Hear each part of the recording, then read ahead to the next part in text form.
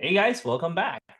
First of all, congrats again and kudos again to everyone who helped, which is all of us, defeated the first club boss. We're the first one to do it, and I doubt that anyone would ever come close in a long period of time.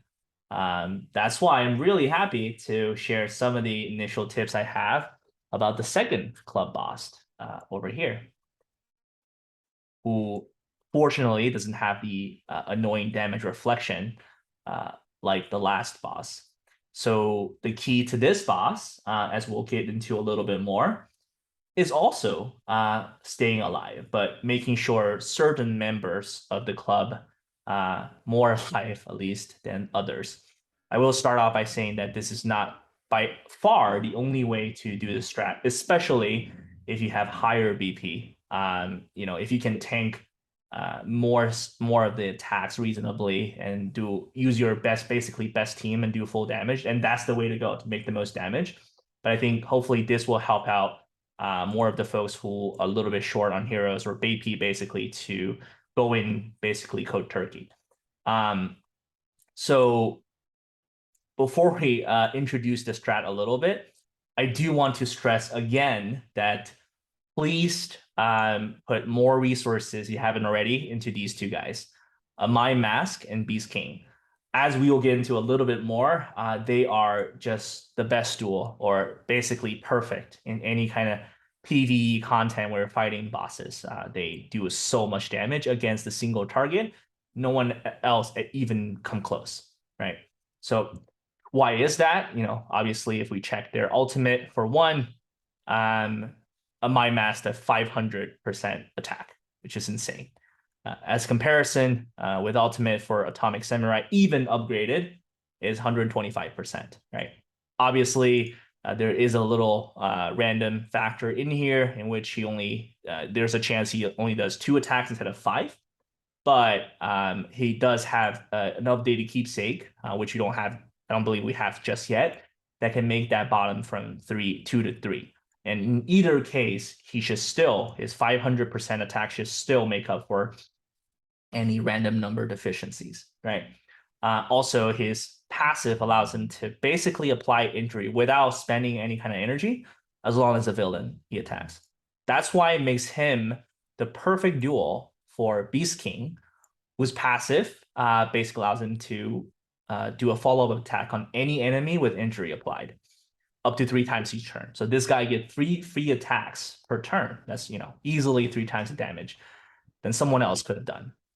So these two exist in this strat, along with basically a lot of other strat, right? Because these two are just so key to PvE content. Okay, so switching to a little bit about the, make sure I'm recording, the actual team composition. So we'll basically draw a line here, as you can imagine. And the key to this strat is to minimize the amount of enemies or allies the boss ultimate can hit. So normally he will do a cross-shaped attack, right? So he'll attack the guy in the middle. So he will do 1, 2, 3, 4. 4 targets will get hit, right? Those are very, very hurtful shots, right? And like very well trained characters couldn't stand for too many of them.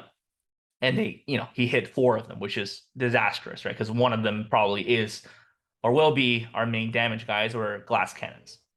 So the core idea of this strat is to make sure actually the person you put in the middle dies as soon as possible. Because what happens if he dies is that the main attack target will focus on the top right guy instead.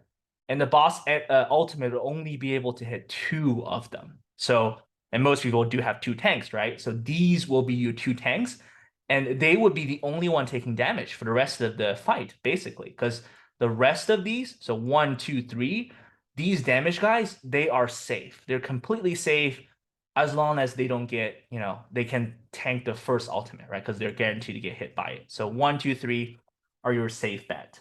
4, 5 are your tank guys. And then this guy in the middle is just trying to be there to die as soon as possible. I put Mosquito Girl just because I lack Esper, but you could put literally anyone you want, right? You could put, I don't know, anyone you want. So in terms of Champ's composition, obviously put your best tank here. Kabuto and Deep Ski King are the best choice, right? Or Tank Top Master equally as good. For one, Kabuto is able to heal himself, and his base attack cause damage based on his health, right? So amazing in that way that he can heal himself, be sustainable long term, and so on and so forth. Deep Sea King, on the other hand, applies corrosion, which I don't have, but he applies corrosion to bait attack, so it's a special attack, and his ultimate does extra damage based on the missing health he has. So he's perfect for fighting this boss, or actually any boss, because his ultimate does so much damage if you allow him to be appropriately low on health, right? So enough for a boost, not enough for him to die. These three really will be your main damage guys, and I would strongly recommend having both of these, as long as they're not like level 20 or something, to be taking 2 Cs just because how strong and OP they are. I put Golden Ball here just because he is my most well-trained character, and because his ultimate does apply Shatter. So for that purpose, Sonic works just as well, actually probably even better, because his base attack provides Shatter, which is 30% more damage straight away. These two guys, tanks, I put Child Emperor because I want the core abilities and because I want the buff. Anyone else would evoke equally as fine. I think Mugen Knight Rider, I believe is his name.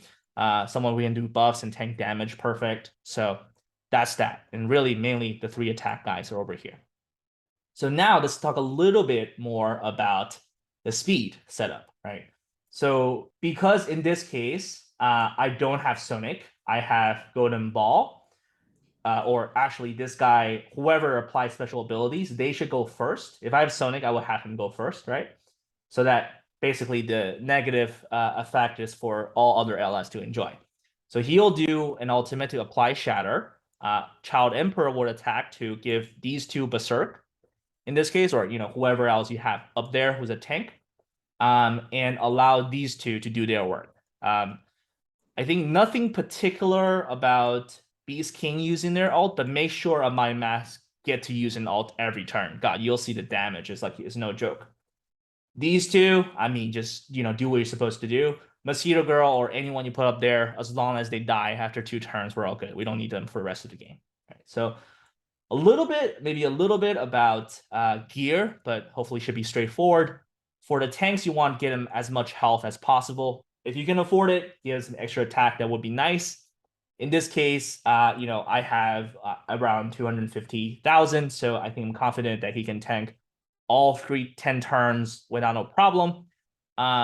Similarly, I think Child Emperor, I have 189, which I know most of us don't have, right? So put a tank guys up there as long as they can tank 3 rounds of ultimate, which let's just use 180,000 as the benchmark, or maybe a little bit lower than that. So that's these 2 tanks. Straightforward, right? Obviously about the attack guys. Basically given the best attack here you got, it is best if you have it to give him a gear set like Primal or I don't know, Genster will work really well. Beast King. It's just that I really don't. The gear I have here is not really attack, so I would much prefer if you have main attack gear and better gear, in which case is purple, over gears that are in a set but worse quality. Similarly here, Beast King is not in the gear and just has full attack. Mosquito Girl, I went full attack here because I want her to die as soon as possible. And I think the benchmark to use here is around 80k. I want to say 80k, if not 90k, because I think the boss does about 40k or 50k in terms of per round in damage. So make sure they're below this point, right? Because if they're more than that, they will survive for an extra turn. Or that make the boss continue focusing on them as the target, which is what we do not want. I think 100k is fine. I did not put Sky King here just because my Sky King is very well trained, as you can see, and he has a little bit too much HP for my liking. But otherwise, Sky King will work perfect, right, in this scenario, because again, his passive lives on even when he doesn't. Again, this is bonus damage, so it's not like exactly all type of damage, but for damage like reflection from this guy, Kabuto, which is this damage is able to be increased, as well as the shatter passive damage. That's why I recommend anyone who has Golden Ball in their starting lineup, please use Sky King, right? Because basically the Sky King boosts this guy's damage by 20%, which is insane. So this is basically about the team composition. We're going to take a quick break and I'll show you the actual fight.